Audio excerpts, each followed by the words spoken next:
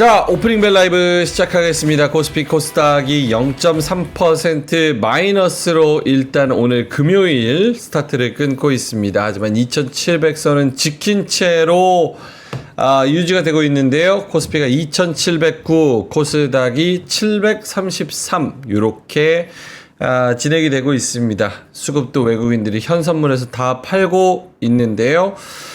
하창원 본부장님, 김장훈 본부장님 어서 오세요. 네, 안녕하세요. 안녕하십니까. 예, 개장 전략 들어볼까요? 하창원 본부장님부터. 네, 뭐 미국장에서 이제 그 트럼프 대통령이 법원의 판결에 대해서 좀 항의를 했고요. 거기에 따라서 이제 관세에 대한 효력을 유지하는 상태에서 좀 지켜보는 방향으로 됐고, 예. 또 베센트 장관이 또 장 끝나고 막판에 중국과의 관세가 좀 잘 진행이 안 되고 있다라는 것처럼 멘트를 또 때렸습니다. 그러다 보니까 거기에 따른 좀 반락이 일부 있을 것 같고요. 그래도 이제 몇 주 내에 뭐 어떠한 성과가 있을 것이다라고 얘기를 했는데, 전일에 이제 미국장은 미니 지수로 그 결과값 법원의 판결 나온 직후에 올라간 건 다 뱉었어요. 그래서 3대 지수가 올라서 끝나긴 했는데, 그 정도에 대한 되돌림은 오늘 좀 나오는 게 일단 정상적이긴 한데, 뭐 오늘 리포트도 또 공격적인 거 되게 많이 나오고 해서 뭐 지주사나 이런 애들이 계속 올라가 준다면 또 어떻게 될지 모르겠는데, 일단은 오늘은 조금은 차익이 나올 수 있다라고 생각을 하시는 게 맞을 것 같습니다.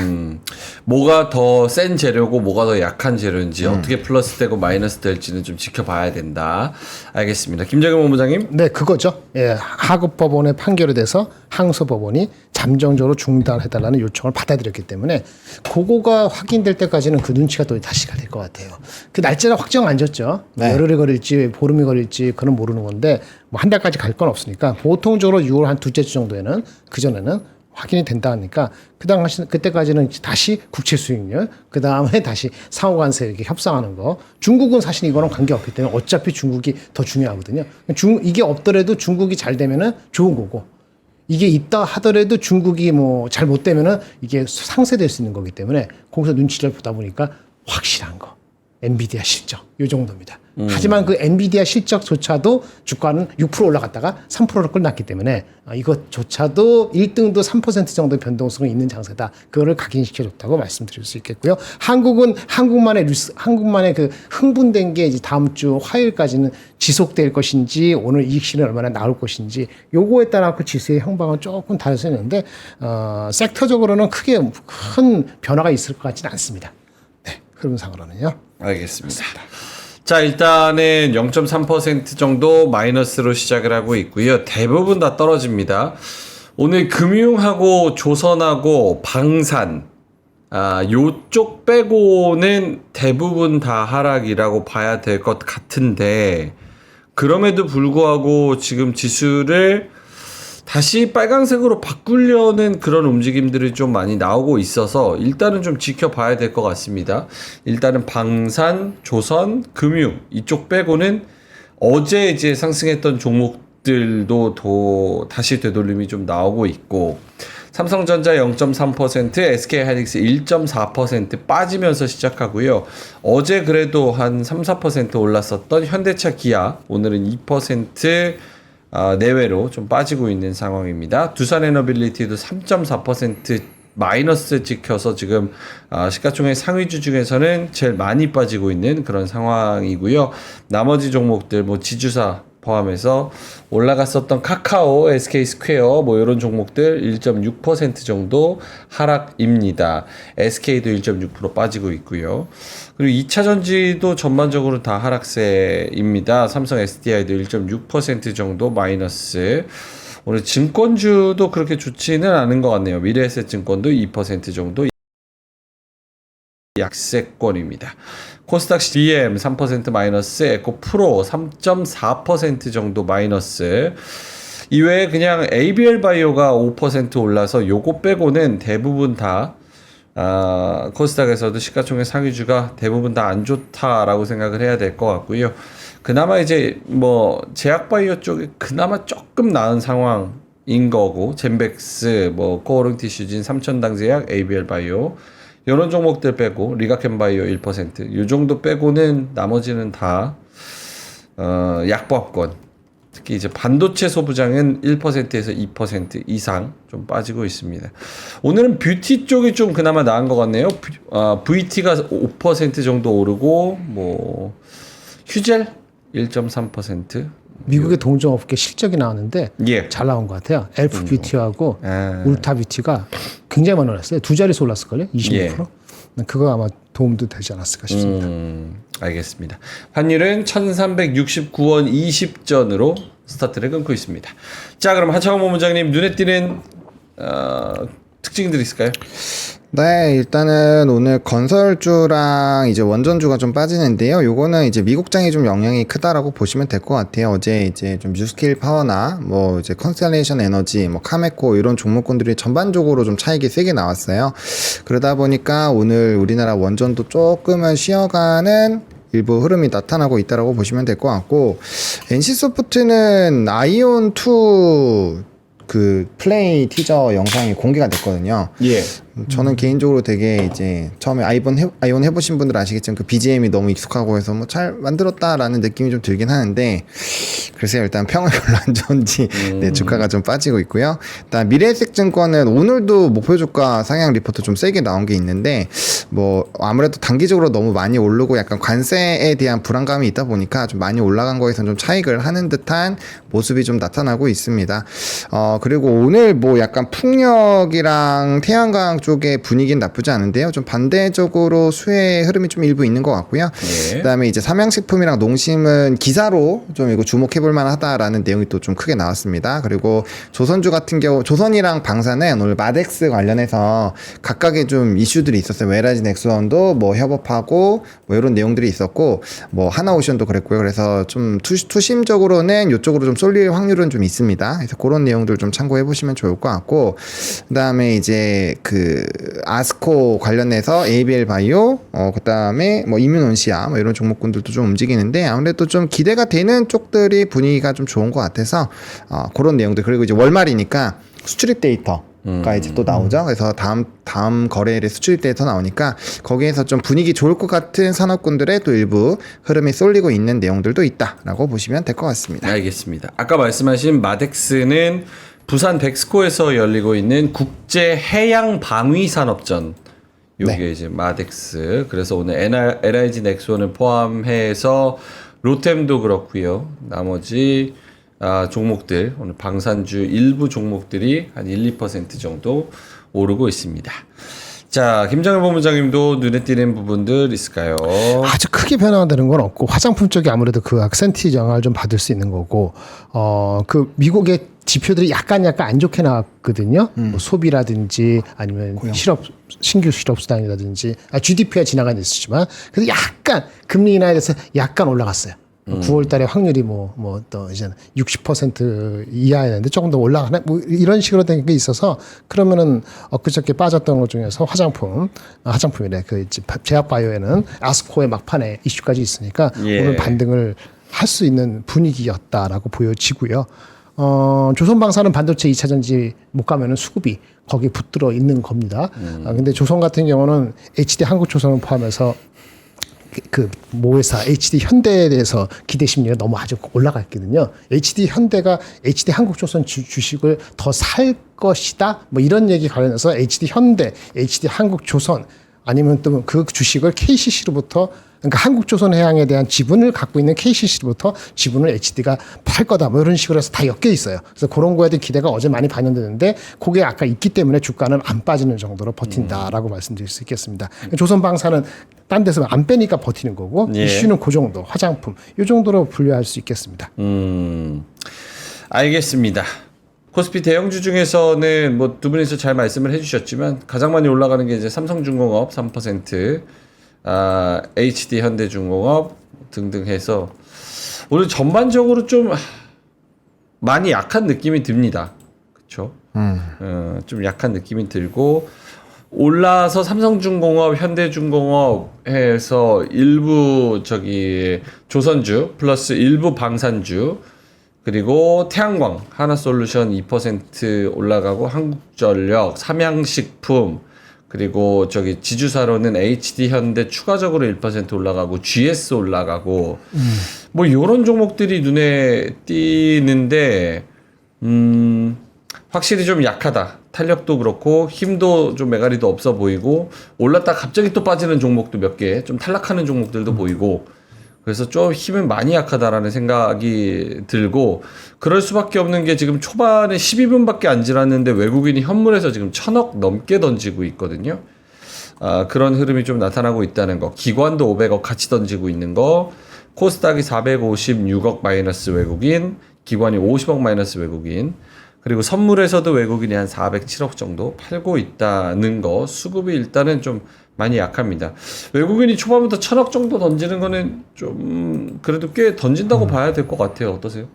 네, 근데 뭐 이슈가 달라졌으니까요. 네, 거기서 좀 당연히 차익이 나오는 거는 뭐 틀리지는 않은 것 같은데 그래도 이제 수급이 좀 집중되는 걸 보면 하이닉스랑 삼성전자, 뭐 롯템, 중공업 요쪽이 다 1등부터 5등까지 깔려 있거든요. 물론 규모는 좀 작지만 그래도 이제 시가총액 상위로 좀 많이 몰려 있는 상황이고요.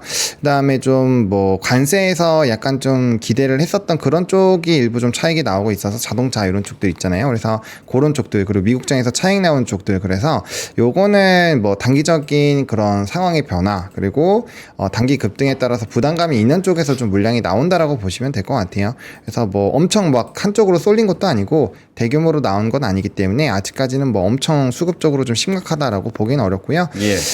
이제 프로그램 비차익이 초반부터 1,700억이나 나와서 그런데 요건 아마 매크로적인 부분에 영향을 받았다고 보는 게 맞아요. 그래서 아직까지는 뭐 전일 일단은 우리가 이 뉴스가 법원 뉴스가 장중에 반영이 돼서 슝 올랐잖아요. 그래서 그거에 대한 되돌림 정도를 봐야 되는데 아직 그거를 다 뱉지도 않았기 때문에 그거 뱉고 나서도 더 심각해지면 그땐 좀 조심을 해봐야 될 것 같고 그게 아니면 일단 조금 더 봐도 괜찮지 않을까라는 생각은 있습니다. 예. 김장현 본부장님도 네. 수급에 대해서 코멘트. 수급 그렇죠. 뭐 크게 다른 건 없는 것 같고 어저께 뭐 좀 올라갔던 거를 되돌리는 건 아니고 어저께 제가 말씀드릴게요. 한 1% 정도가 적당한 것 같은데 그래서 오버하면서 막 갔거든요. 사실은 그거 오버하지 않은 정도로 내려오는 거라고 보여집니다. 그게 뭐 어느 섹터적이 됐던 조선방산이 상대적으로 나아 보이고 하는데 그렇다고 해서 엄청나게 어제오늘 사이에 리포트 엄청나게 새롭게 중요한 게 아니고 예. 수급상의 차이니까 그러면 다 상대적으로 다른 게 빠지고 기대 심리 상에서 지주나 그런 것도 좀 숨고르게 할 수도 있는데 오늘 또 그런 게 나오니까 조금 핑계가 될 소지가 있고 처음에 근데 이게 아마 이게 뭐 글쎄요 거꾸로 얘기했을 때 어제 거꾸로 0.5% 이상 0.7% 이렇게 빠질 것 같은 느낌은 저는 들지는 않거든요. 그러면 아마 또 좀 사는 사람도 생기지 않을까 싶어요. 제 느낌에는 국내는 그럴 것 같고요. 아마 근데 해외 쪽은 근본적으로 펀더멘틀적으로 어저께 아까 말씀드린 것처럼 엔비디아나 이런 것들이 걔네만 좋아요. 사실 엔비디아만 살았고요. 다 별로 안 좋았습니다. TSMC도 안 올라가고 올라간 거 없습니다. 엔비디아만 실적 나오는 거였어요. 그 다음 주에 아마 브로드컴이 나올 때까지 아마 미국에서의 그 실적에 대한 기대감도 다음 주 6월 5일 날 브로드컴 그 다음에 엔비디아의 GTC 나올 때까지는 소강 상태로 갈 것 같아요. 그러면은 이제 뭐 우리는 그거 따라가는 정도니까 약간 이 실에 나와서 눈치 보는 게 맞지 않겠나. 정당해 보입니다. 알겠습니다. 자, 일단은 오늘 지금 초반 15분 지났을 때 조선주 플러스 저기 그 방산 요렇게만 좀 살아남는 것 같습니다. 그렇죠? 나머지 종목들은 그닥 뭐 딱히 좋은 거는 없어 보이고 그리고 바이오 코스닥 쪽에서는 뷰티 몇 개랑 바이오 요 정도인 것 같습니다. ABL 말씀하세요. 아니요. 그 지금 일신바이오랑 서린바이오 요런 애들이 움직이는데 예. 이게 이제 대만에서 코로나19가 뭐 엄청 심각해진다라는 얘기가 나왔어요. 인구수가 엄청 많던데. 맞아요. 대만 코로나. 네. 그래서 그것 때문인지 아니면은 이게 이제 또 냉각하는 쪽이니까 LG 쪽에서 이제 AI 데이터 센터 최적화 액체 냉각 관련된 그것 때문에 가는 건지 좀 궁금하긴 한데 아마 코로나 때문이겠죠. 거의 20만 명까지는 확대가 될 거다. 그리고 보건당국은 코로나19 환자가 171만 명인데 우리나라가 대만 여행을 되게 많이 갔다 왔대요. 그래서 이제 그게 또 퍼지는 거 아니냐 뭐 이런 얘기들이 있어서 이 핵심 냉각이 움직이면서 만약에 코로나 어제는 진단키트 쪽도 움직였거든요.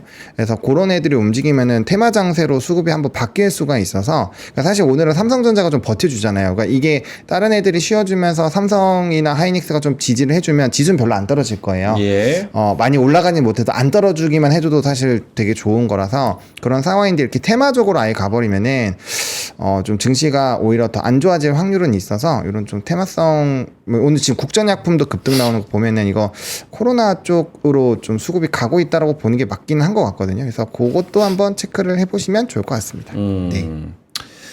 알겠습니다. 자, 테마적으로는 그렇고요. 지금 코스닥 시장에서는 ABL 바이오가 가장 강하죠. ABL 바이오가 5% 정도 올라가고 있고 VT가 5% 정도 올라가는데 ABL 바이오는 개별적으로 이런 게 있네요. 월드 ADC 아시아에서 차세대 ADC 개발 전략 소개. 네, 뭐 행사가 있었을 거예요. 요거는 이제 하창원 본부장님이 소개를 해주시면 좋을 것 같아요. 화면 한번 보여주세요. ABL 바이오가 제4회 월드 ADC 아시아 서밋에서 차세대 항체약물 접합체 개발 전략을 소개한다. 6월 우리나라에서 하네. 10일부터 12일까지 그랜드 하얏트 인천에서 개최를 한다. ABL 206. ABL 바이오가 ABL이 베터 라이프인지 처음 알았어요. 맞아요. 그 약자야. 전 알고 있었어요. 베터 라이프. 일단 ADC 요거 지금 내용 설명 좀 해주시면. 요게 이제 기사 내용 나와 있는 것처럼 ADC 관련된 행사에서 아시아를 좀 대표하는 부분인데 ABL 바이오가 최근에 좀 급등을 했었잖아요. 근데 요게 혹시 뭐 기술 수출이나 발표를 하는 거 아니냐라는 거에서 의견이 되게 분분해 있는데 저렇게 되면 저기서 이제 무슨 얘기를 할지가 되게 기대가 되는 거죠. 예. ABL 바이오 같은 경우 최근에 기술 수출 이슈도 있었고 그 규모가 사실은 훨씬 커요. 엄청 크기 때문에 뭐 거기에 따른 주가 밸류도 사실 더 올라갈 룸이 많았고 그래서 뭐 이제 뭐 우리 민트한테도 추천하고 막 했었는데 네 아무튼 뭐 그런 내용에서 기대감이 있고요. 또 이제 ABL 바이오 같은 경우는 그 아스코에는 직접적으로는 참가한다라는 얘기는 없지만 그래도 그 연관돼서 좀 수혜를 받을 걸로 많이 분석이 나오고 있는 상황이긴 해요. 그래서 그런 부분에서 좀 모멘텀이 되는 것 같고 뭐 이거 같은 경우 사실 좀 제2 알티오젠이라고 불러도 될 정도의 일단은 그 키워드는 갖고 있기 때문에 뭐 일단은 지금 뭐 큰 그 직전 고점만 이렇게 깨지지 않는다라고 한다면 현재 시점에서는 조금 더 지켜보셔도 괜찮지 않을까라고 생각을 하고 있습니다. 네, 애초에 요 종목이랑 이뮤논시아 유한양이 이렇게 해서 묶어가지고 예. 요 아스코 관련해서 좀 기대가 된다라고 이전에 또 소개를 드린 바가 있기 때문에 일단 그 부분을 좀 봐야 될 것 같고요. 뭐 아스코랑 요 두 개의 이슈 중에서 어떠한 추가적인 모멘텀이 나오면 더 슈팅이 나올 건데 일단 IR이랑 뭐 연락했었던 뭐 그런 자료 약간 소문으로 도는 거는 뭐 약간 기대가 된다라는 내용들이 좀 있긴 있어요. 뭐 예. 찾아보시면 아마 금방 찾긴 할 건데 이게 소문이라서 제가 막 직접적으로 멘트를 드리기 좀 어렵고요. 아무튼 그런 내용들도 있고 충분히 기대감은 있는 상황이다라고 보시면 될 것 같습니다. 알겠습니다. 자, 그리고 오늘 코스피 시장에서는 삼성중공업이 4.2% 가장 많이 오르는 종목에 올라 있습니다. 오늘 DS에서 리포트가 나온 것 같네요. 목표 주가는 2만원에서 24,000원 상향 조정이 됐고요. 오늘은 16,750원입니다. DS 쪽에서 화면 보여주세요. 삼성중공업, 삼전지분 매각 가능성 어디로 되든 긍정적이다. 뭐 이런 이야기를 하고 있는데요. 기술력을 가지고 있기 때문에 삼성전자가 삼성중공업을 15.2%를 보유 중인데 매각 가능성이 없지 않다. 그리고 업황으로 봤을 때 사이클 회복, 픽 크기 중간 단계 매각이 현실적이고 지금보다 시가총액이 더 오르면 매수자 입장에서도 시기가 적절하다는 판단이다. 지금 결국은 이것도 지배구조 이슈로 한 번 더 오르는 거네요. 삼성생명이 보유한 전자지분과의 스왑은 법적으로 불가능하다. 이건 왜 그러지? 기술적으로 제가 모르겠네요. 외부 매각만 가능하다. 그래서 내용도 워낙 좋고 매출액하고 영업이익 뭐 얘기하면서 내용도 좋고 지배구조 개편에 그 이슈도 같이 겹치면서 중공업은 24,000원까지로 갈 수 있다. 김장현 본부장님 코멘트 해주신다면? 삼성전자가 중공업 지분 파는 거예요? 아니요, 삼성중공업 오늘 오르는 거 있었어요. 삼성중공업 그 리포트가 잘 나왔으니까 그런 거고요. 목표 주가 괴리가 있어요. 다른 거는 대부분이 다 목표 주가 괴리가 바짝 붙었습니다. 현대중공업 보시고 현대미포 보시고 가장 괴리가 아직 남아 있는 거는 두 가지인 것 같아요. 삼성중공업하고 예. 아마 한국조선해양일 겁니다. 근데 성격이 다르죠. 만약에 삼성중공업은 그 LNG라든지 그런 계통이란 말이에요. 그래서 현대 한국조선해양은 모든 자회사를 다 갖고 있고 아까 말씀드린 것처럼 HD 현대도 있고 배당도 있기 때문에 복합적인 거예요. 그래서 만약 지주회사 중간 지주회사 개념으로서의 그런 밸류에이션 리액트 된다면 한국조선해양이 더 룸이 있어 보이고요. 하지만 모멘텀적으로 봤을 때는 아까 LNG라든지 그런 큰 흐름 2분기보다 3분기 이런 흐름으로 봤을 때는 괜찮은 거거든요. 목표 주가의 괴리가 남아있는 주식이 이 두 가지다. 라고 말씀을 드릴 수 있겠어요. 근데 오늘 그런 데 나오면은 2만 몇천 원도 아직 목표 주가가 괴리가 있는데 낮은 목표 주가도 아마 한 2만 원 정도 될 거예요. 낮은 예. 것도. 그것도 아직 괴리가 좀 있는데 최근에 목표 주가 올라갔으면은 그러면은 뭐 조금 더 지켜보겠다라고 말씀을 드릴 수 있겠죠. 하이닉스, 삼성전자가 뭐 얘네 지분을 팔아서 어쩌고저쩌고 그걸 재놓더라도 긍정적이라고 볼 수 있겠습니다. 알겠습니다. 정리 한번 하고 가야 될 것 같아요. 대왕개미님께서 말씀을 잘해주셨는데 오늘 왜 빠져요? 말씀을 하셔가지고 두 분의 코멘트를 좀 잘 듣고 싶습니다. 일단은 첫 번째로는 요거 한번 보여주세요. 기사. 어제 이제 이야기를 했었던 게 미국 법원에서 트럼프가 관세 남발하고 있는 전 세계를 상대로 관세 남발하고 있는 거에 제동을 걸었다. 이거는 대통령의 권한 남용이다라고 법원이 판단을 했다는 겁니다. 의회만 할 수 있는 건데 왜 대통령이 그거를 하고 있냐? 그거 월권이다라고 이야기를 했고 그러면 관세가 지금 트럼프가 좀 브레이크가 걸리는구나라고 어제 올라간 부분이 있었는데 요거를 지금 하루 만에 트럼프 관세 하루 만에 일시 복원. 미국 항소법원 쪽에서 일단은 판결이 날 때까지는 멈추지 말고 복원해라. 그러니까 관세 일단 트럼프 너 하고 싶은 대로 해. 재판 결과 나올 때까지. 예. 그게 재판 결과 나올 때까지가 아닐 거예요. 그럼요. 그 어떻게 할지 그 판단 자체를 자기네가 할 때까지 시간이 이제 필요하다 그런 얘기예요. 항소한 결과가 나오는 6개월 걸릴 때까지 네. 보류를 하라는 게 아니에요. 그게 아니라고. 난 그렇게 이해하는데. 그럼 뭡니까? 그러니까 설명을 우리가 해주시면. 집행, 정지, 가처분 이런 거예요. 예. 그러니까 법률 소송을 진행하기 전에 이거 일단 잠깐 이거 멈춰줘요. 이런 얘기거든요. 판결 효력 정지. 네, 그러니까 그것이 일주일인지 열흘인지 보름인지 모른다는 거이고요. 실제 항소로 가서 항소 법원에서 법을 집행하자 소송하잖아요. 3개월, 6개월 가잖아요. 그때도 이거를 계속 정지할 것인지 그때는 이거는 일단은 멈추고 관세 못하게 하고 그리고 소송을 할지는 그 판결 자체를 그런 판단 자체를 한 보름 걸린다는 거예요. 그러니까 지금부터 보름간은 가만히 있어. 기다려. 내가 얘기할 때까지. 그렇게 보름? 대략적 시장 얘기. 그 날짜 정하지 않았어. 정확히 구체적으로 얘기 안 했어. 하지만 날짜는 정해지고 구체적으로 안 했지만 있어요. 시장에서 얘기하는 건 한 보름 정도, 보름 내면은 아마 항소법원이 이걸 어떻게 할 것인지 소송을 진행을 안 되는 게 아니고 소송 진행할 때도 이거를 유지할 것인지 보류할 것인지 그 판단 자체를 한 보름 정도 시간이 걸린다. 이걸 해서 잠정 보류시킨 거예요. 결정을. 그리고 판사들 뭐 그러니까 맹비난 했다고 하더라고요. 트럼프를 포함한. 아니 뭐 맹비난 자 일단은 중요한 건 팩트만 팩트. 말씀을 해주시면은 팩트 얘기한 거야. 그러니까 잠깐 질문을 좀 천천히.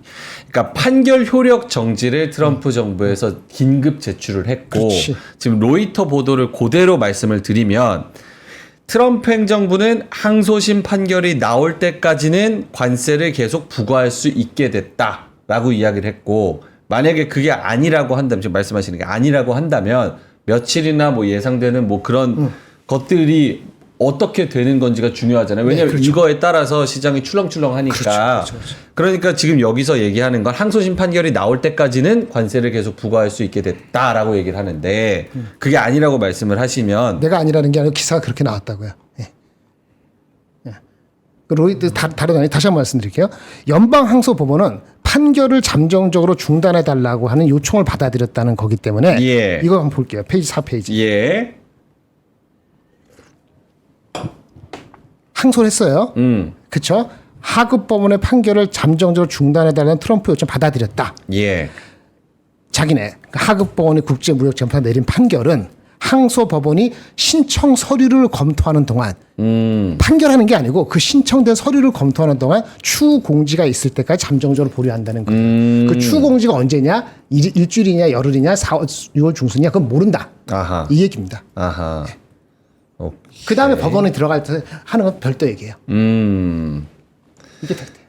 오케이. 알겠습니다.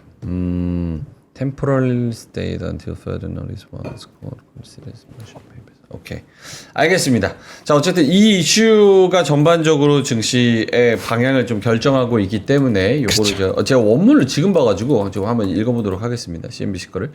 알겠습니다. 자, 그러면은 두 분이 시장에 대한 중간 코멘트 한번 들어보고 일단은 수급은 더 많이 나오고 있습니다. 외국인이 1,700억 정도 좀 던지고 있는 상황이고요. 오늘 NC소프트를 포함해서 그 관세의 영향이 예민하게 있는 그런 기업들, 뭐 예를 들어서 기아라든지, 뭐 글로비스라든지, 현대차, 뭐 등등 해서 이런 종목들이 좀 많이 빠지는 것 같습니다. 한미반도체도 마찬가지고요. 현대차 그룹주가 좀 많이 빠지네요. 이런 종목들 좀 많이 빠지는 것 같습니다. 오케이. 자, 하창원 본부장님 중간 평가? 네, 뭐 일단은 시장이 뭐 저는 잘 버티고 있다라고 생각합니다. 이러다 갑자기 훅 빠질 수도 있는데 어쨌든 간에 뭐 미니 지수로 보면은 거의 한 1.5 이상 차이가 나요. 그러면은 미국은 거기에 맞게 빠졌고 우리나라는 사실 전일에 또 오버슈팅이 막판에도 있었기 때문에 그런 거 치면은 사실 지금 되게 잘 버티고 있는 거죠. 오늘 지주사나 이런 것들 올라오는 걸 보면 확실히 이제 대선에 대한 기대감은 아직까지는 유지가 되는 것 같습니다. 뭐 오늘도 한화 4%, HD현대 3%, 뭐 GS도 1.5%, 뭐 이전보다는 좀 약하긴 하지만 그래도 좀 여전히 강한 상황이 유지가 되고 있고 그 다음에 목표 주가 상향 리포트 나온 적들도 꽤 나쁘지 않은 상황이에요. 그래서 뭐 그런 내용들이 좀 있고요. 근데 다만 좀 이제 테마성 재료들이 있는 종목군들이 좀 많이 가서 그건 조금 아쉽다라는 생각이 들고요. 그 다음에 이제 현대기아 그리고 원전 같은 좀 이슈 있는 뭐 관세에 대한 영향을 받거나 아니면 미국장에서 차익이 나왔었던 그런 산업군들이 조금 빠진다라는 거. 그리고 2차 전지도 좀 아쉽죠. 좀 계속 올라가주면 참 좋을 텐데 뭐 한 번 이렇게 시세 분출하고도 계속 빠져버리니까 이런 것들도 좀 지수 하방을 반영을 해보면 사실 상당히 잘 버티고 있다라는 결론이 나오긴 합니다. 이거는 상대적으로 오늘 반도체가 안 빠져서 그런 거긴 하지만요. 그래서 일단은 추가적으로 프로그램 수급도 좀 보셔야 될 것 같고 그 다음에 이제 오늘 외국인 수급이 어쨌든 간에 반도체랑 주요 산업군들을 담고 있는 것도 맞기 때문에 특정 좀 주력 산업군 예를 들면 조방변 뭐 요런 애들 중에서 대량의 외국인이나 기관의 수급 이탈이 나오면서 급락이 나온다 이런 게 아니라고 한다면 일단 나름대로 좀 버티려고 하는 힘이 좀 강하지 않을까라는 생각이 드는데 뭐 추가적으로 품해나 이런 것들이 밀어버리면 좀 영향을 받을 수 있고요. 일단 기준은 전일에 그 법원 판결 이후에 올라갔었던 부분 이상으로 깨지느냐 안 깨지느냐가 오늘의 핵심 키포인트인 것 같아요.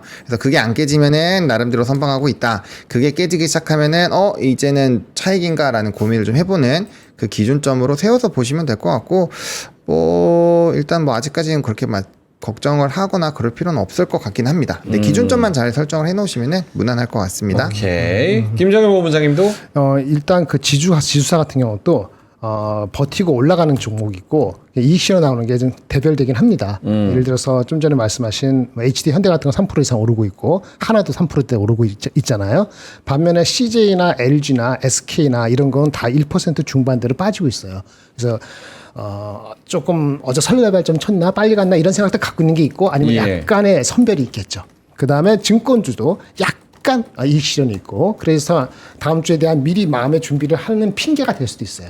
물론 관세에 대한 설레발, 자동차는 설레발이었죠. 자동차는 포함이 안 된다고 얘기했잖아요. 그래서 토해내는 건 너무나 당연한 거고 어제 올라간 거 그렇게 믹스되고 나머지는 변화가 없거든요. 그러니까 조방변이 어저께 오늘 사이에 조방 변하는 게 없고 반도체 2차 전지도 어저께 오늘 사이에 크게 변한 게 없어요. 그럼 수급 게임이에요. 둘 간에. 그러면 장은 아까 0.5, 0.7%까지 빠지지는 않고 일단은 오늘은 갈 가능성이 좀 있지 않을까라고 보여집니다. 알겠습니다. 일단은 쉬어가는 움직임 정도라고 좀 생각을 하면은 좋을 것 같고요. 만약에 지금 2,700 막 뚫고 막 가고 있었을 때 단기적으로 좀 사고 싶다라고 생각하셨던 분들은 오늘 노려도 됩니까? 그것도 아니죠. 오늘 노리는 것도 그렇잖아요. 저는 두 가지 크게 말씀드리면 예. 그 하이닉스 우선순위 아닙니다. 시가총액 크니까 먼저 말씀드리는 거예요. 가장 크니까 제가 말씀드리는 거죠. 우선순위 아니에요. 하이닉스, 그 다음에 조선, 그 다음에 화장품, 그 다음에 죄송합니다. 하이닉스, 변압기, 그 다음에 조선, 예, 요즘 우선이고요. 그다음 화장품, 방산 정도는 분위기 봐서 예. 빠지면 많이 빠지면 못 산 사람 그 정도에서 먼저 주시면 좋을 것 같아요. 하지만 수급 현금은 아까 말한 것처럼 뭐 아무리 좀 급해도 20% 이내로 줄이는 건 아닙니다. 지금은 그럴 정도는 아니에요. 많이 빠지면 줄일 수 있습니다만은 30% 유지하는 거 여기까지. 알겠습니다. 하창원 본부장님. 네, 저는 뭐 안 올라간 산업을 사겠다. 뭐 이건 지수가 올라간 건 상관없으니까 뭐 그러면은 뭐 그거는 상관없을 것 같고요. 저는 지금 위에 있는 것들은 안 삽니다. 네. 좀 뭐 대선 이후에 그런 좀 정책이 명확해져서 뭐 붐이 또 일어난다. 뭐 이러면 좀 달려가겠지만 지금 미국 증시도 약간 변수가 있고 또 오늘 또 주말이잖아요. 주말 앞두고 있는데 굳이 뭐 그 금토일 어떤 일이 있을지도 모르는데 무리하게 포트를 확대하진 않을 것 같고요. 뭐 다음 주 그리고 선거 뭐 이런 거 보고 나서 의사결정을 하는 게 저는 맞다고 봅니다. 뭐 며칠 거래 안 한다고 해서 뭐 지금 주식을 하나도 없는 것도 아니고 그 뭐 맨날 틈날 때마다 뭐 단기 눌림 다 사려고 하는 거는 좀 저는 사실 이 투자하는 거에서 크게 맞지 않다라고 보고 있기 때문에 네, 일단 좀 대외적인 변수를 확인하고 의사결정을 하는 게 저는 맞다라는 생각이 듭니다. 뭐 시간 나면 요거 지주회사 비교한 거 하나 그 리포트 있는데 보여드릴까? 네네. 이게 어제 종가입니다. 그쵸? 어제 종가 이렇게 돼 있어요. 어제 종가. 이게 집어넣었는데 혹시 뭐 제가 계산이 잘못했으면은 좀 양해해 주시고 그 일단 다 한 게 아니죠. 이제 진짜 지주 잘 나가는 거 H현대도 있고 다른 것도 있고 뭐 많으니까 예를 들어 SK증권에서 나온 리포트에서 제가 어제 종가로 바꿨을 뿐이에요. 핵심이 뭐냐면 시가총액을 이렇게 한 건데 SK가 받아놓고 CJ가 가장 작죠. 52주 고점 대비 두 개나 52주 고점을 뚫었네요. SK스퀘어, LS, CJ는 그러니까 한 1년 고점을 뚫었어요. 그러면 이제 단기 조정이 나올 수도 있다라고 생각을 할 수 있는데 그렇게만 생각하지 마시고 PBR과 NAV 할인율을 보셔야 돼요. 네. 할인율이 얼마만큼 되느냐 이것도 같이 보셔야 되거든요. 그래서 그렇게 본다면 들어오는 게 여러 가지가 있을 수 있어요. 그래서 가는 말에 올라탄다고 하면은 하이닉스라든지 그런 것 같이 하면은 여전히 SK하고 SK 스퀘어나 이런 쪽이 더 유리해 보이고요.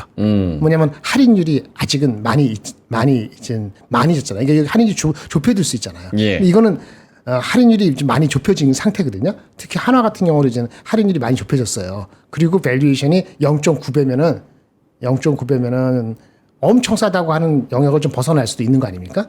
그렇게 볼 수 있는 거예요. 하나하고 SK를 대비할 때 그렇게 볼 수도 있고 보는 방법이 여러 가지이기 때문에 고점 대비 단기적으로 올라왔다는 거 보고 그런데 할인율이 아직은 뭐 줄어들 룸이 있다. 그러면 그런 거를 좀 보셔도 되고 이런 개념으로 보셔야 될 것 같아요. 그 다음에 하나는 밑에 있는 업체들의 규모 어떤 조선 방산하고 다르잖아요. 이 SK하고 그건 자기의 어떤 그 성향에 따라서 이건 난 조선 방산이 좋아. 그럼 하나가 많이 올라가서 밸류가 아주 싸 보이지는 않지만은 그래도 이거 가겠어 이렇게 할 수도 있고 아니야 좀 싼 걸 갈래 그럼 이렇게 갈 수도 있죠. 물론 아주 싼 거 기준으로 하면 CJ가 가장 싸 보이긴 하지만은 그렇죠? 근데 CJ는 작으니까 탄력을 적게 받을 수도 있고 이런 걸 같이 봐야 되는 거예요. 근데 지금 오늘은 오늘까지는 HD 현대 이런 식으로 가장 꼭대기 있는 HD 현대가 그냥 괜찮은 거죠. 비교하는데 이렇게 리포트가 이게 오늘 나온 게 아니고 어제 아침에 나왔거든요. 네. 왜냐하면 학습이 이제 됐어요. 항상 리포트가 나올 때 뭐죠? 학습이 됐다는 거예요. 학습이 됐고 리포트가 이런 식으로 나옵니다. 지주사 이유 있는 신고가라고 오늘 어저께 아침에 나왔던 거예요. 네. 그러면 일단 다 올라가는 게 아니고 이제는 약간 분별이 될 수 있다. 그걸 좀 공부하실 필요가 있는 시간이 됐다. 말씀드리겠습니다. 끝. 알겠습니다. 요거 한번 볼까요? 이 두 분의 의견이 좀 궁금합니다. 다 왔나 싶기도 해요. 요 차트 한번 보여주세요. 하나 에어로스페이스가 90만 원을 못 가요. 지금 2025년 4월부터 5월 오늘 마지막 날까지 계속 사실은 80만 원에서 90만 원 사이에 좁은 박스권 막 횡보하다가 이때도 87만 원 가다 못 가고 요때도 89만 원 가다 못 가고 근데 요 차트를 기술적으로 어떻게 해석을 해야 됩니까? 오늘도 4% 떨어져서 82만 4천 원인데 이렇게 두 번 뚫으려다가 못 가고 오늘 또 음봉 맞고 떨어지면 이거 약간 좀 계속 와치를 해야 되는 그렇지. 매우 중요한 시그널이 아닌가라는 생각도 드는데. 네, 맞습니다. 근데 뭐 요게 이제 월봉상 좀 부담이 있는 상황이라고 계속 말씀을 좀 드려오고 있어요. 왜냐면은 요번 달이 지나가면은 다음 달부터는 그냥 기본적으로 추세를 유지하기 위한 요구 수익률이 최소 20%는 됩니다. 그러니까 매달 예. 20%는 올라야 이 기울기가 유지가 돼요. 그게 아니면 당연히 조정이 나오겠죠. 그래서 그런 부분인데 안 오르고 버티는 방법이 있죠. 많이 안 떨어지고 많이 안 올라가고 횡보하면 됩니다. 네, 그래서 횡보를 하면 기술적으로는 추세가 꺾였다라고 보긴 어려워요. 이게 어떨 때 나오냐면은 HD 현대일렉트릭 같은 경우도 여기 보시면 여기서 이렇게 위아래 박스 만들어 좀 크긴 했습니다만 좀 횡보하고, 그다음에 HD 한국조선해양도 마찬가지예요. 올라가기 전에 요만큼 쉬었잖아요. 이만큼 이런 기간 조정 이 주봉이니까 해봐야 뭐 두세 달밖에 안 돼요. 그래서 그 부분으로 좀 쉬어 가줘야 그 다음에 다시 이평선 만들면서 간다라는 거죠. 그러니까 요때요. 요런 정도 위아래 박스 만들어 놓고 횡보를 하는 이런 라인들을 만들어야 된다라는 거죠.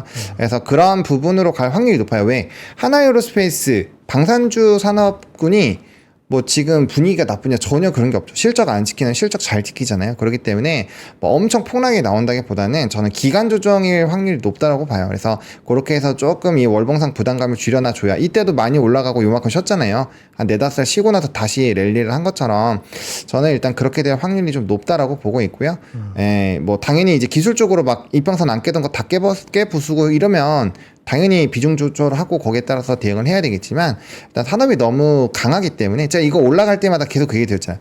이게 실적이 안 나오는 산업이었으면 진작에 다 팔라고 말씀을 드렸을 텐데 실적이 나와서 그리고 산업의 성장이 너무 좋아서 좀 고민된다라는 얘기를 정말 많이 드렸는데 그래서 일단 제 생각은 그렇기 때문에 그거를 좀 감안하시면 좋을 것 같고, 이거 뭐 이전에 한번 가격 말씀드린 적이 있어서 그 라인이 깨지면 네, 그건 좀 조심하실 필요는 있을 것 같다. 뭐 이 정도로 말씀드리면 될 것 같습니다. 김장현 본부장님도 저 네. 방산 관련해 가지고 하나에어로스페이스가 그 뭐 기술적인 개장이 건 충분히 말씀하셨으니까 예. 저도 기관 조정 개념이 나올 수는 있겠죠. 그리고 아까 말한 것처럼 그 반도체죠. 삼성하이닉스가 올라가면은 아니면 다른 쪽에서 뺐으면은 그러면 조정의 빌미가 됩니다. 세 번째 독일의 피어그룹 같은 경우가 별로 안 가면은 우리는 또 빠질 수 있죠. 그런 리스크를 안고 있는 상태가 이제 방산주가 대표적인 케이스입니다. 그리고 평화가 되거나 그러면은 또 그쵸, 관세가 만약에 해결이 되는 것처럼 되면은 정부가 맞든 뭐하든 그럼 관세 피해주가 올라가잖아요. 그러면 관세하고 관계없이 무궁무진하게 많이 갔던 즉 대표적인 게 또 방산이잖아요. 예. 이 몇 가지만 해도 3-4가지가 걸려 있잖아요. 그러면 언제든지 내려갈 수 있죠. 근데 넘버가 나오기 때문에 그렇게 무너지지는 어렵다는 거죠. 단기적으로 봤을 때. 그래서 새로 들어가는 거는 항상 말씀드린 것처럼 자기가 7% 손절이냐, 8.5% 손절이냐, 11% 손절이냐, 그걸 정해서 어쨌든 간에 내가 모르는 게 튀어나올 수도 있으니까 그렇게 되면 버리셔야 돼요. 버리시는 게 맞거나 아니면 이제 장기적인 것들은 나는 한 3개월, 6개월 버틸 수 있다. 그러면 10% 가더라도 반만 버리고 반 가지고 다른 거 할 수도 있겠죠. 그런 거에 대표적인 게 아주 극단적으로 그냥 삼성대 방산 이렇게 생각할때요. 네. 이거 살려면 저거 팔아야 돼. 한국은 그런 장애 들고 어저께 많이 올랐던 거는 이 트럼프 그거 말고도 한국의 새 정부에 대한 기대감이 많이 반영됐던 게 어저께 그게 끝이라는 게 아니고 그런 거 있기 때문에 그거 토해내는 거 이것까지 생각을 해야 되기 때문에 그런 차원을 본다면 방산이 뭐 이렇게 새로 신규 자금을 어그레시브하게 하기에는 애매하죠. 우선순위라고 볼 수는 없습니다. 알겠습니다. 9시 41분이 지나가고 있는데요. 시장의 색깔이 좀 바뀌고 있어서 전달을 좀 드리도록 하겠습니다. 외국인의 매도세는 더 거세지고 있지만 올라가는 종목들의 그리고 떨어지는 종목들의 색깔은 역시나 같이 바뀌고 있습니다. 삼성전자가 1.8% 올라서 어제 파티를 즐기지 못했던 것에 있어서의 홀로서기를 좀 하고 있습니다. 1,000원 올라서 57,100원. 이고요. 하이닉스는 1.8% 오히려 반대로 떨어집니다. 완전 역으로 반대로 가고 있고요. 아까 좀 안 좋았었던 뭐 종목들이 조금 돌아서는 그런 모습이고, 삼성전자 우선주도 역시나 1.4% 정도 상승, SK 바이오사이언스가 3% 정도 치고 올라오고요. 한국전력도 3%까지 치고 올라오고 있습니다. 의외로 좀 못 보는 종목들이 많은데요. LG 디스플레이가 2% 올라오고, 한국타이어앤테크놀로지 1.7%, 두산밥켓 뭐 이런 종목 올라오고요. 셀트리온도 오늘 0.7% 상승에 좀 머물러 있습니다. 요런 거는 어떻게 봐야 되나요? 그러니까 삼성전자가 이렇게 올라오고 나머지 종목도 아까 말씀드렸던 LG 디스플레이, 한국타이어 뭐 이런 애들 올라오는 거 보면은, 그러니까 한국 시장을 올리고 싶은데 안 올라간 애들을 어거지라도 올려야겠다라는 생각들이 많은 거예요. 왜냐면 LD풀이나 뭐 이런 거는 사실은 올라가는 뭐 이슈 찾자고 하니 좀 뭐 그렇기도 하고. 그래서 약간 못 올라간 애들, 싼 애들 무대기로 해가지고 아무거나 일단 올리자라는 그런 움직임으로 일환으로 봐야 되는 건지, 아니면 다른 이유가 있는 건지 어떻게 보세요? 일단은 뭐 한국전력은 리포트가 목표 주가 상향 오늘 또 나왔고요. 예. 뭐 LG 디스플레이는 잘 모르겠습니다. 근데 뭐 삼성전자는 제가 어제 탄식을 하면서 얘기를 했었잖아요. 원래 지수 이 정도면 삼성전자 6만 원 위에는 있어야 된다고 저는 생각을 했습니다. 네. 패시브 수급이 이쪽으로 좀 쏠리는 게 아닌가라는 생각을 좀 일부 하고 있어요. 왜냐면 해당 종목에 대한 프로그램 매매가 한 2, 3일 전부터 이제 다시 매수로 좀 돌아섰었거든요. 이 화면 한번 보여주시면요. 이전에 삼성전자가 6만 원대 갈 때 프로그램으로 땡겨서 갔었거든요. 화면 좀 보여주세요. 예. 여기 보시면은 이전에 올라갈 때 3월 17일부터 20일, 여기 21일까지 보시면 프로그램이 왕창 땡겨가지고 이 가격대가 거의 10% 이상 훌쩍 올라갔잖아요. 54,000원부터 62,000원까지 정말 순식간에 갔었거든요. 그런 것처럼 지금 이제 다시 프로그램 수급이 좀 들어오기 시작을 하고 있습니다. 그래서 만약에 조방변이라는 그런 좀 대형 그런 산업군들이 조금씩 차익이 나오고 하면은 뭐 이런 데로 올 확률이 높죠. 그래서 요게 아직은 좀 힘이 약해서 제가 자신 있게 막 이겁니다라고 얘기 드리기는 어렵지만, 만약에 요게 프로그램 매수가 뭐 깨작깨작이라도 계속 쌓인다면 분위기는 한번 반전될 확률은 좀 있고요. 지수단에서 정말 상법이랑 뭐 밸류업을 한다면 어쨌든 ETF 수급이라는 게 있잖아요. 그 수급은 이쪽으로 많이 갈 확률이 높아요. 왜냐면 비중이 얘가 높습니다. 삼성전자 기본 깔고 가는 종목군들이 많아서 그쪽에 대한 랠리가 나오면 이쪽에 대한 수급이 들어올 수 있어서 일단 수급적인 부분으로 보시는 게 맞지 않을까라고 개인적으로 생각을 하고 있습니다. 김장현 본부장님도? 네, 100% 동감입니다. 수급적으로 해서 움직이는 겁니다. 그러면 이제 방산이 빠지는 거죠. 예, 거기가 가장 많이 올랐고 가장 취약한 거라고 보시면 돼요. 오케이, 알겠습니다. 아까 저거 관세 법원 하루 만에 뭐 20억 원 냈다 뭐 요게 네네네. 요거 자체가 굉장히 지금 좀 복잡합니다. 그러니까 가처분 신청을 받는 거에 있어서도 뭐 일시적으로 받고 말고 막 이런 것들이 있어가지고 굉장히 복잡한데, 사실은 알아야 될 내용은 아니라고 생각하거든요.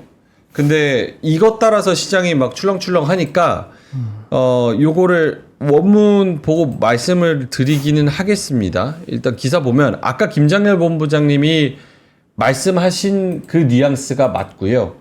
그러니까 지금 미국 법원에서도 잠깐 일시적으로 멈춘다. 언제까지? 일단은 요 트럼프가 긴급 효력 정지를 제출한 거 확인할 때까지만 멈춘다. 그게 지금 정확한 팩트인 것 같고, 그리고 날짜로 따지면은 일주일입니다. 일주일이 원고한테 이 지금 트럼프가 긴급 효력 정지 신청한 거를 원고가 일주일 줄 테니까 너네 이야기도 해봐라고 일주일을 줬고, 미국 정부, 지금 트럼프 정부한테는 6월 9일까지 답변을 해라 라고 이야기를 시한을 줬습니다. 그래서 6월 9일까지 지나야 요 지금 일시적인 효력 정지, 그러니까 하루 만에 일시 복원을 했다는 거, 요거는 6월 9일쯤 지나서야 뭔가 이야기가 나올 것 같습니다. 그래서 이것 따라서 증시가 왔다 갔다 하니까 이 타임라인을 좀 알고 계시는 게 중요할 것 같아가지고 일단 기사는 그렇습니다. 6월 9일 이후 전후로 해서 어떤 액션이 또 나올 것 같네요. 자, 그럼 두 분의 자료 한번 보겠습니다. 김정현 본부장님 거 먼저 볼까요? 어저께 네. 엔비디아를 오프닝 벨에서 하고 클로징 벨에서는 안 했죠. 클로징 벨에서 엔비디아 안 했습니다. 안 하고 넘어가도 상관없겠다. 엔비디아는 뭐 지나갔으니까. 그 지주에서 되고 그냥 구두를 일단 다음 주에 적어 나오는 거 있어요. 브로드컴이 6월 5일 날 하거든요. 우리 선거가 가장 중요하고 브로드컴이 6월 5일 목요일. 5일. 근데 사실은 다음 주에 주가는 반영 안 되죠. 금요일 날 우리가 쉬니까. 예. 그러니까 다 다음 주에 영향을 미치는데 사실은 목요일 날 밤에서 금요일 넘어갈 때 브로드컴이 나온다. 왜 말씀드리냐면은 네. 엔비디아 말고 동참해서 전체적인 AI의 생태계 확대를 어떻게 하느냐. 그거 얘기할 수 있는 게 브로드컴이 그 다음에 크거든요. AMD가 중요한 게 아니고 그거 정도가 다음 주 일정 중에 중요하다고 말씀을 드릴 수 있는 것이 엔비디아 실적 자체는 생각보다 사실은 좋았어요. 뜯어보니까. 네. 생각보다 좋아서 애널리스트 목표 주가 다시 올라가서 저는 봤을 때 이 애널리스트 목표 갈 것 같아요. 목표 주가 갈 것 같아요. 얼마예요? 평균 한 160, 한 5불 정도 되는 것 같거든요. 갈 것 같아요. 그 갈 것 같고 그것이 아주 오래 걸리지 않을 수도 있다라는 생각을 얼핏 가졌어요. 왜냐면 지금 중국 향으로 나가는 걸 지금 틀어 막았잖아요. 틀어 막았어요. 새로운 중국 향 나가는 버전을 갖고 있는 것 같은데 확인을 안 해줬어요. 근데 이 정도 보여줬거든요. 그러면 사실은 이게 애매해서 그렇지 과거 평균 정도 배수 이상 갈 것 같아요. 그리고 넘버는 제가 어저께 보여드린 것보다 더 나올 것 같아요. 그러면은 165불은 몰라도 한 106 근처까지는 한번 가봄직할 것 같아서 만약에 IT에서 애매하면은 여기에 어느 정도의 베팅을 해도 괜찮지 않을까라고 생각이 됩니다. 중국의 이슈가 지금 빠진 상태 이 정도니까 괜찮아요. 네. 예, 그래서 그렇게 느꼈다는 점을 말씀을 드리겠고요. 요거 하나 말씀드리겠습니다. 예. 요거 하나 간단히 자료가 아니고 오늘 아침에 델이 실적이 나왔어요. 델. 예. 근데 얘네 주가는 뭐 소소했어요. 왜냐면 1분기 실적이 나왔는데 뭐 예상보다 좋다. 이거 뭐 좋다고 할 수 있겠어요? 뭐 2억 차라니까 1%도 아니잖아요. 예. 2분기 실적은 10% 좋아. 오. 250억 달러인데 290억 달러면 10% 이상 좋은 거 아니에요? 그렇네요. 근데 시간에서 별로 움직이지가 않아. 그래서 열심히 뜯어봤어. 그러니까 비용이 들어. 비용? 코스트 관리. 아, 매출 10% 느는데 비용도 더 는다. 그래서 연간 그 이익 전망이나 EPS 전망은 그렇게 많이 움직이지 간 것 같지가 않아요. 오늘 시간 얘기 때문에 제가 분석 리포트는 안 나와서 못 봤거든요. 근데 또 중요한 거 하나는 서버. 얘네가 서버만 하는 게 아니잖아요. 서버만 하는 게 아닙니다. 요거의 품인데 서버에 대해서만 따로 얘기한 게 있어요. AI 주문을 창출해서 이게 서버 얘기거든요. 이 서버 얘기예요. AI 서버용 쪽의 수요가 잔고가 상당히 늘었다. 그러니까 작년 1년간 전체 출하량을 넘는 주문을 이번 분기에 다 받았다. 그러니까 잔고가 많이 쌓였다. 이렇게 얘기했거든요. 그런 게 여기 포함되어 있는 거죠. 근데 이제 비용 들고 하니까 이제 바텀 라인에 대해서는 뭐 서프라이즈하게 않았어요. 약간 오르고 말하는데 근데 아까 말한 애플, 엔비디아, 얘네, 브로드컴 이런 게 찬박자가 맞으면 생각보다 AI 쪽은 세다. 내 생각했던 것보다. 이렇게 볼 가능성이 있어서 6월까지 침착히 기다리겠습니다. 알겠습니다. 델 실적 잘 말씀을 해주셨고 서버 AI 서버. AI 서버 네. 서버 말고 서바는 어때요? 서바? 서바 서바이벌? 아니요? 델 노트북 한번 써봐. 어때요? 너무 좋았어. 예. 끝내죠. 델 Latitude 3510 블랙 와. A급 리퍼 한번 써봐. 예. 써봐. 본체랑 충전기 같이 드리는데요. 정상가가 110만 원. 저희는 핫딜가 39만 8천 원 가져왔습니다. 100대 한정 수량이고요.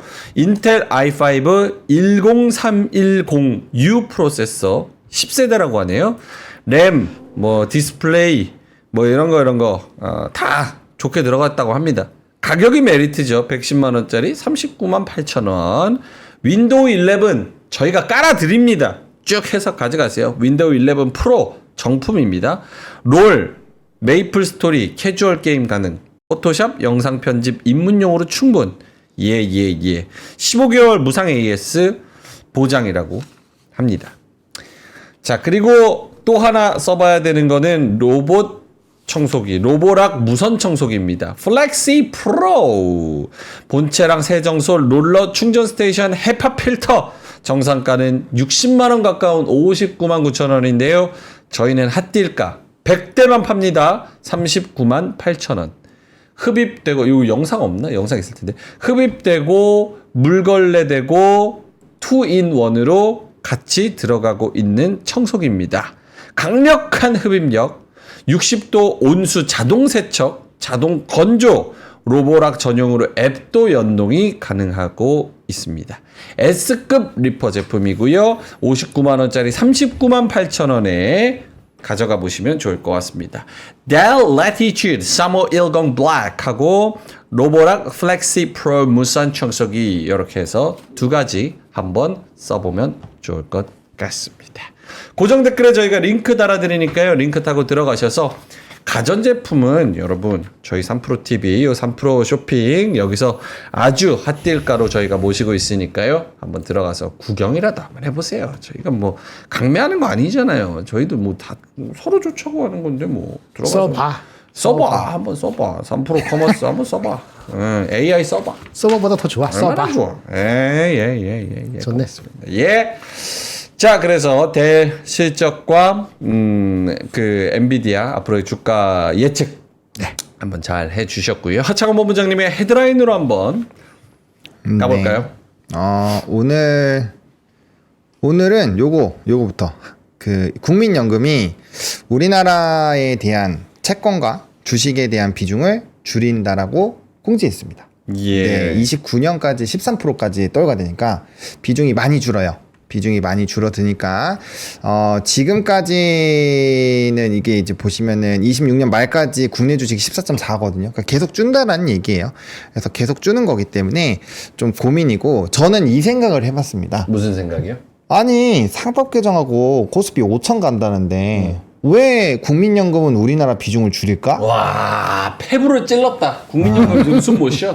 예. 계속 줄인데? 폐부 찔려버. 네, 29년까지. 29년까지 언제 결정했대요? 요번에 결정났습니다. 요번에. 네, 29일에. 정권 바뀌고 또 바뀌겠지. 어제 결정났는데 정권이 아직 안 바뀌었잖아. 며칠 뒤에 떠볼까요? 예. 네. 세상은 네, 그래서 어쨌든 의결을 했다라고 합니다.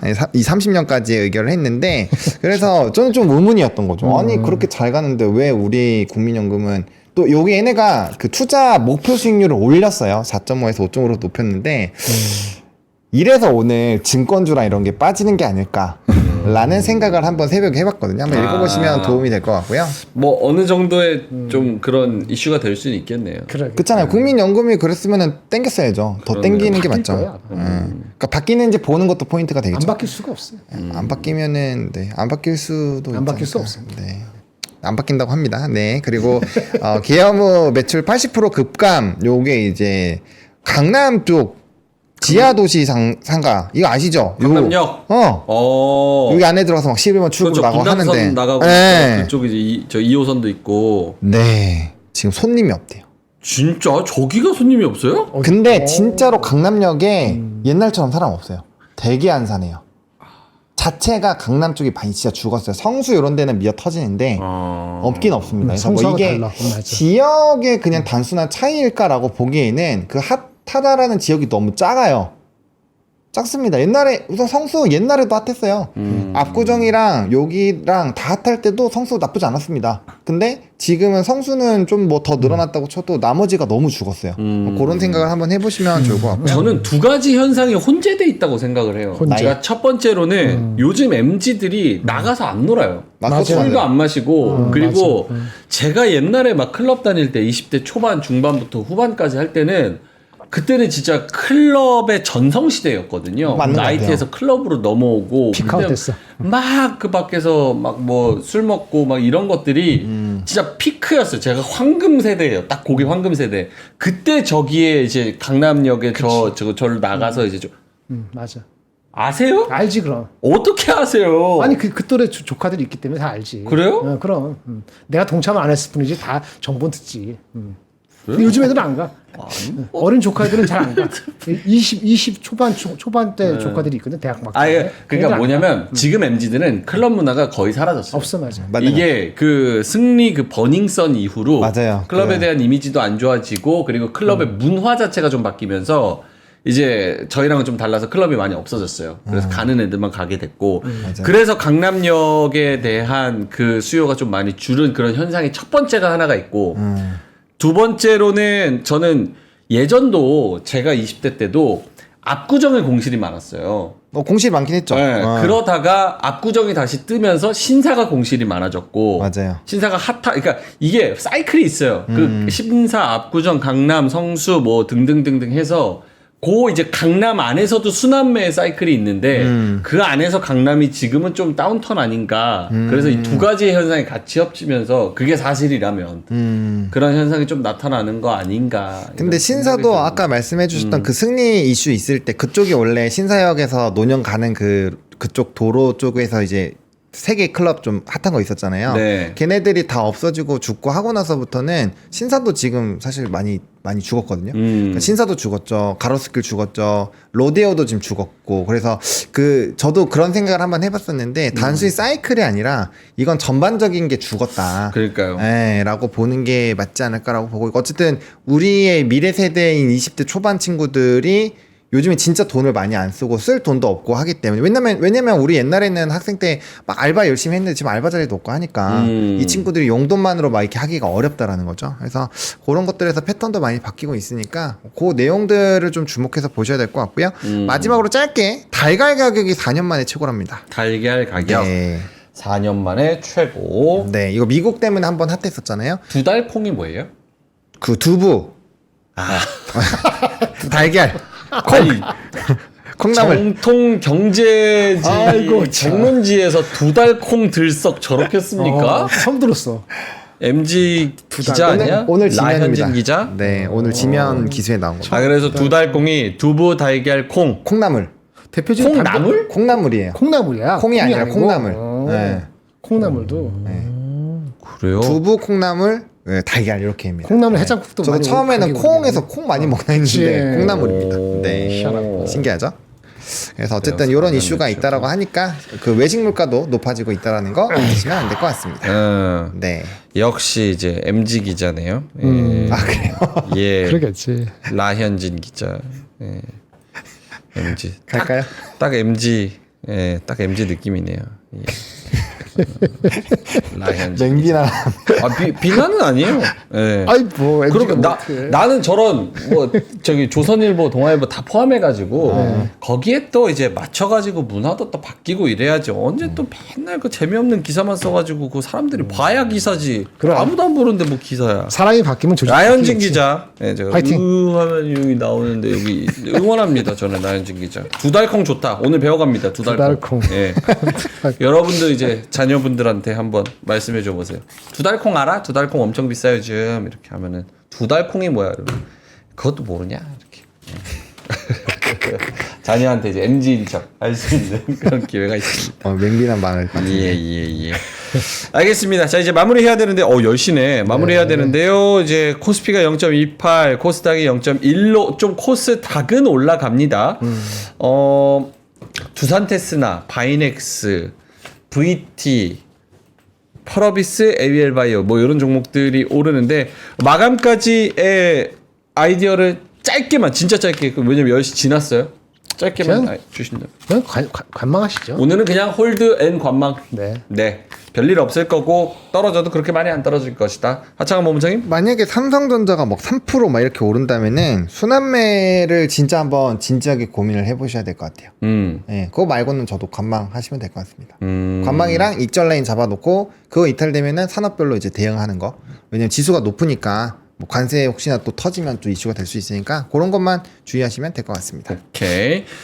10시 때, 11시 때, 그리고 2시 때, 요때 수급 변화를 잘 살펴보셔야 될 것 같습니다. 그때 또 어떻게 변할지 몰라요. 또 금요일이라고. 오늘 또 그리고 5월의 마지막 날이니까 그것도 염두에 두셔서 오늘 또, 어떤 변화가 있을지. 윈도우 드레싱도 있을 수도 있어. 윈도우 드레싱 어제 끝나지 않았어요? 옵션 오늘 만기 아니야? 때?